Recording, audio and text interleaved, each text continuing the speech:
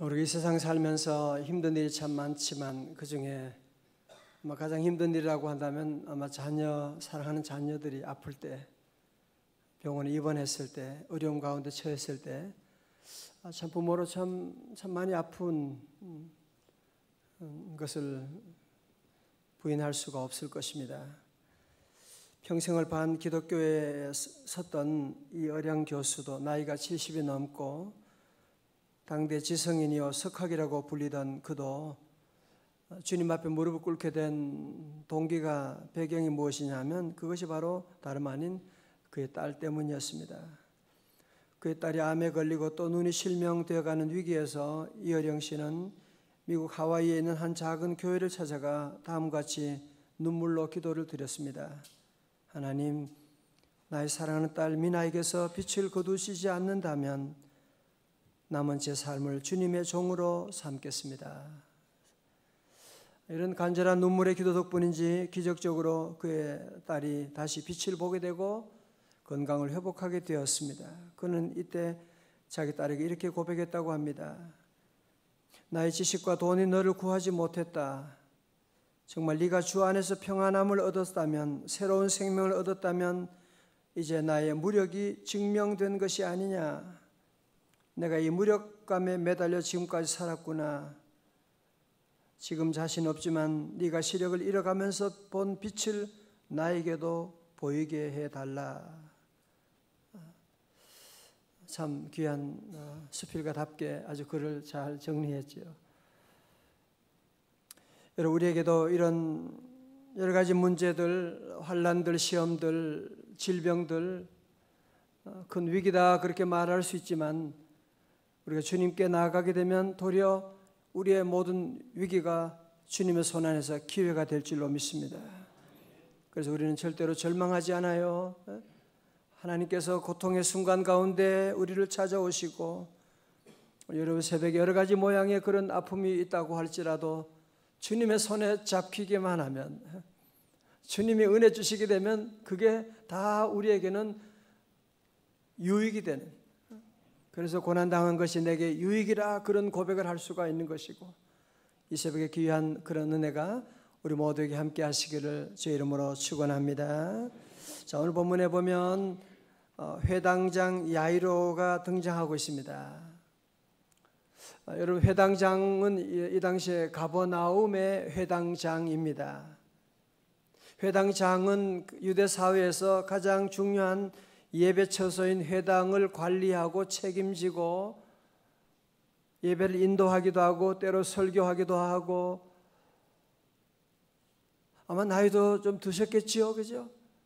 그 당시 사회에서 가장 존경받는 동네 유지인 그런 대단한 그런 분이시지만 그의 하나밖에 없는 사랑하는 딸 12살 난 딸이 아마 아기를 늦게 낳았는지 모르겠어요. 12살 난 딸이 큰 질병 가운데 시름시름 앓고 있는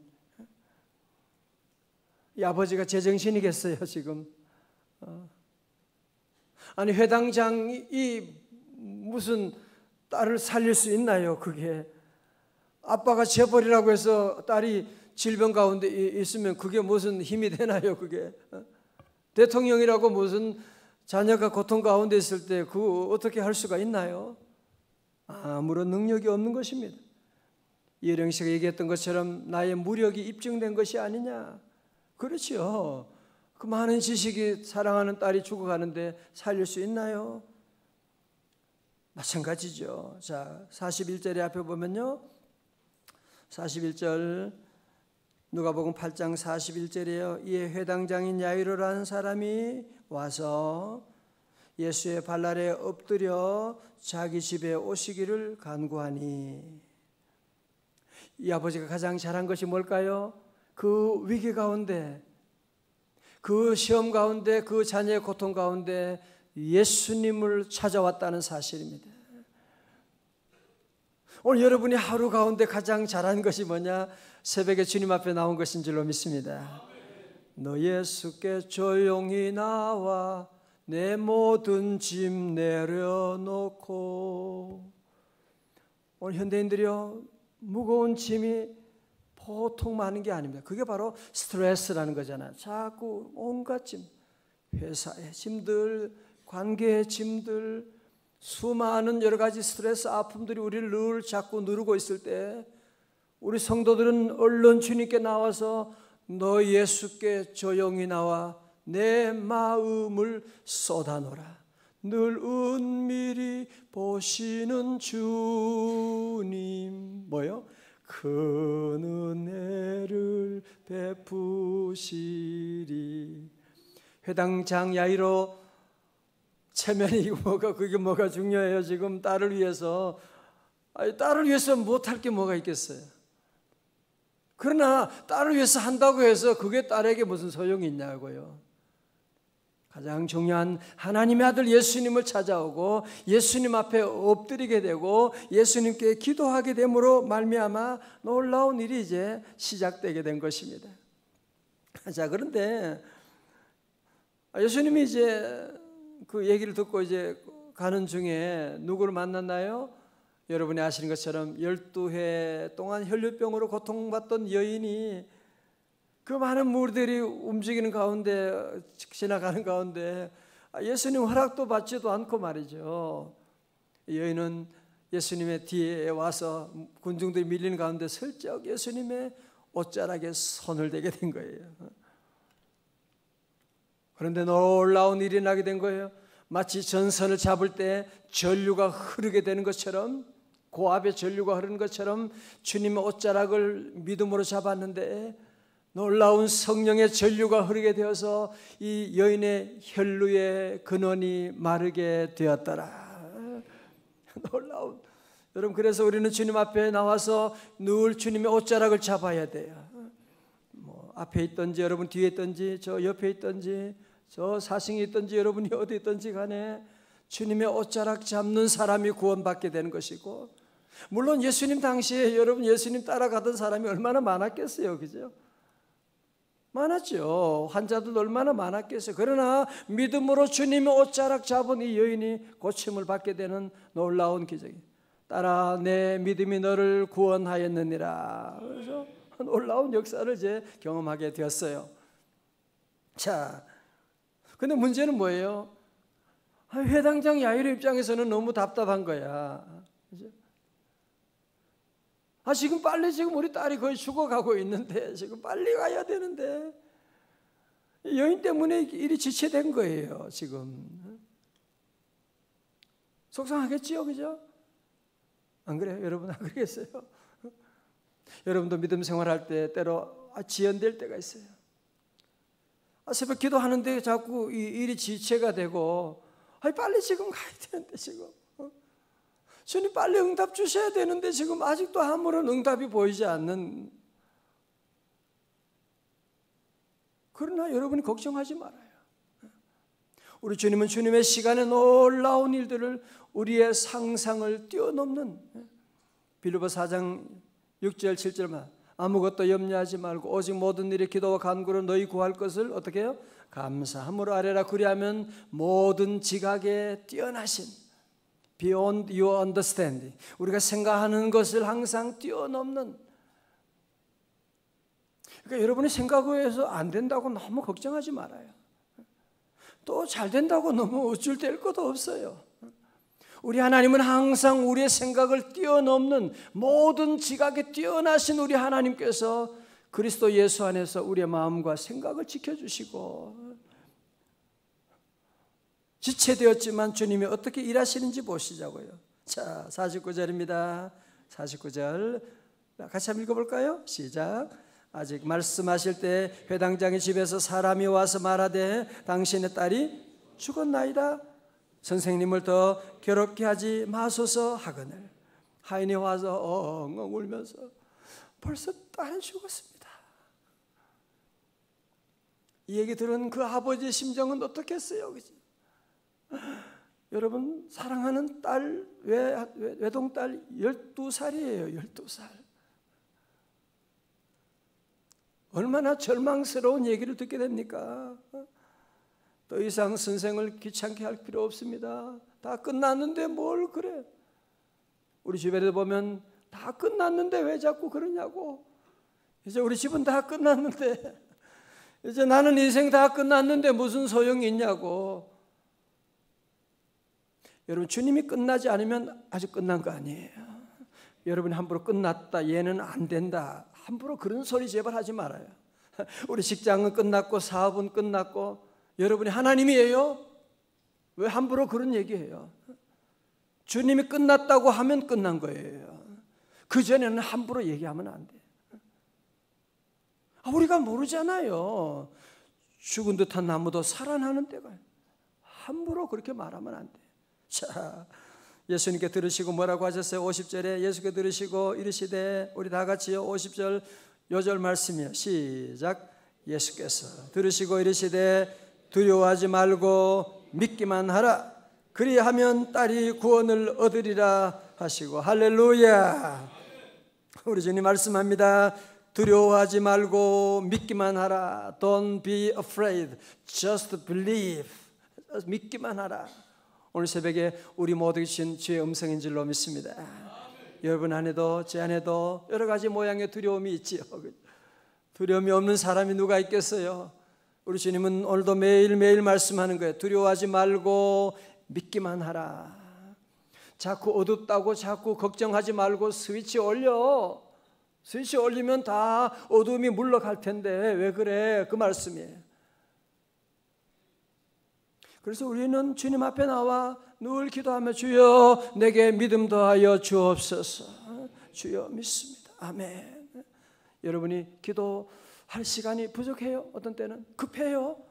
오늘 중요한 회장을 만나야 돼요? 그러면 그냥 간단하게 아멘만 하세요. 아멘. 느헤미야처럼 화살 기도 드리는 거 아멘 하고 들어가시고 믿습니다. 주여 믿습니다 하고 우리 주님 말씀하시는 거예요. 두려워하지 말고 믿기만 하라. 52절에 모든 사람이 아이를 위하여 울며 통곡하며 예수께서 이르시되 울지 말라. 죽은 것이 아니라 잔다 하시니. 우리가 볼 때는 죽은 것인데 주님은 잔다고 말씀하시네요. 그죠? 여러분 볼 때는 이거 끝났다 싶은데 그게 아니라니까요. 그렇게 함부로 말하지 말라 그랬잖아요. 그죠? 주님이 보시면 아니 죽은 게 아니고 잠자는 거야. 52절에 그들이 그 죽은 것을 아는 거로 뭐 비웃더라. 말씀드렸죠. 웃는 것은 좋지만 비웃는 것은 몸에 힘이 해롭다고. 아침에 웃지도 않고 왜 그래요? 비웃는 것은 보세요. 예수님의 그 말씀을 못 믿고 주님 말씀을 도리어 비웃고 있는, 오늘도 세상에 얼마나 많은 사람들이 주님의 말씀을 무시하고 비웃고 있고 나중에 다 그 아픔이 다 돌아가게 되는 거예요. 그러나 믿음의 사람, 기도의 사람, 그 아버지를 통해서 하나님이 놀라운 일을 행하시는데요. 54절 예수께서 아이의 손을 잡고 불러 이르시되 아이야 일어나라. 헬라어로는 달리다굼. 여러분 들어보셨지요? 달리다굼. 다 같이 달리다굼. 달리다굼. 쿰은 일어나라 그 말이거든요. 달리다굼 말씀은 마치 아이들이 잠자고 있을 때 엄마가 애 깨울 때 달리다굼 그러면 애가 일어나 달리다굼 그렇게 얘기하는 거.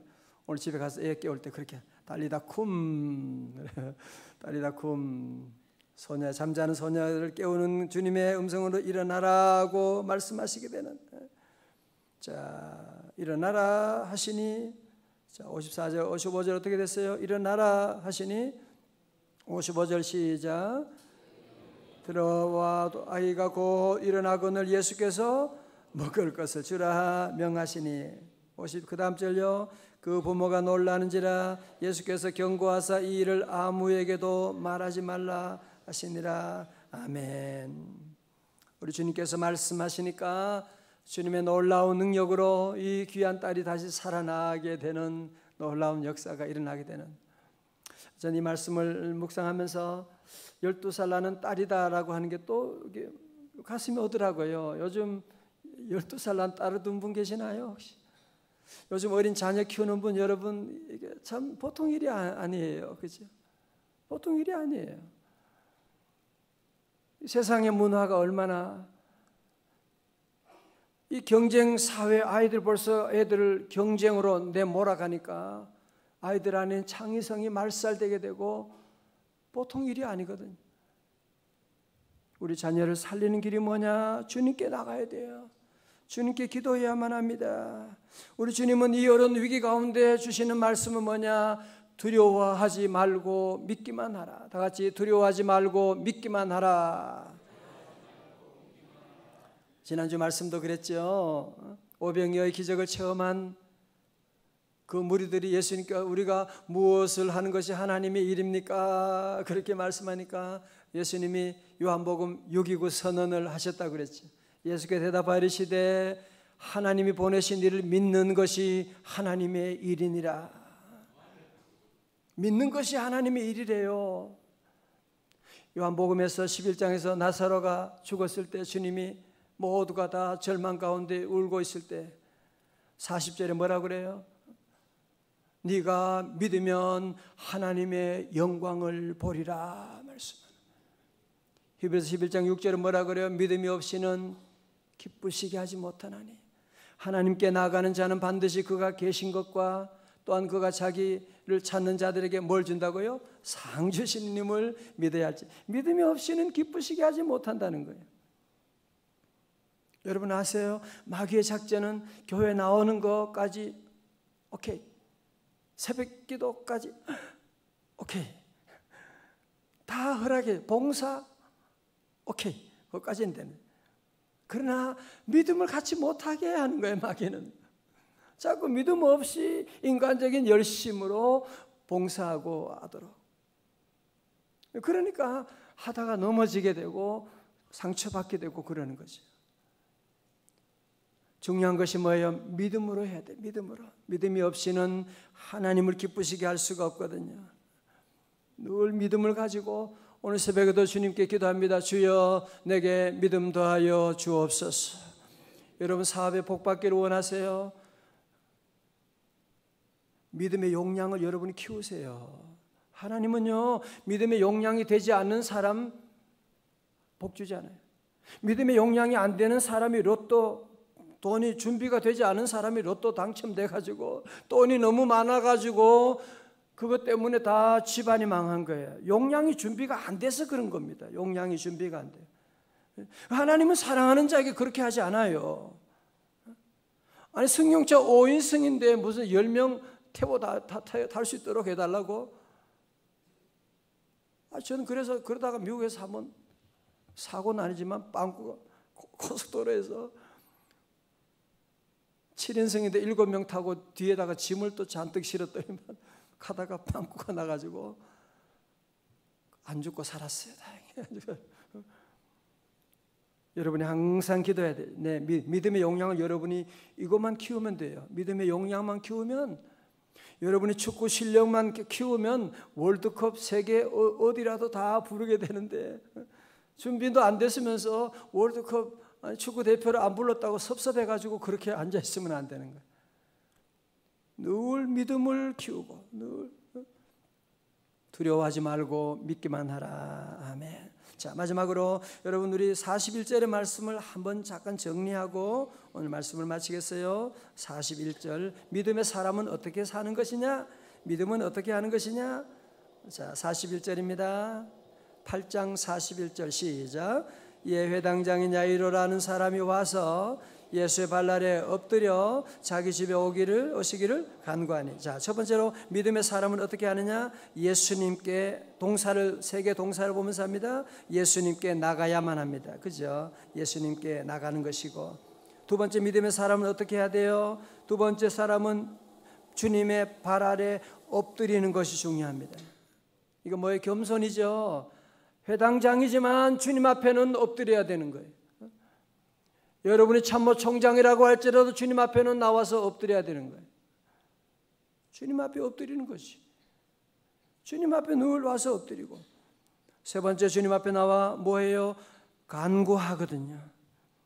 물론 이 기도에 문제가 없는 것은 아니지만 그래도 주님 앞에 나와 간구하고 기도하고 나가는. 여러분, 이 기도의 세 단계가 참 중요한 거예요. 그죠? 첫 번째 주님께 나아가고, 두 번째 주님 앞에 엎드리는 자세가 중요해요.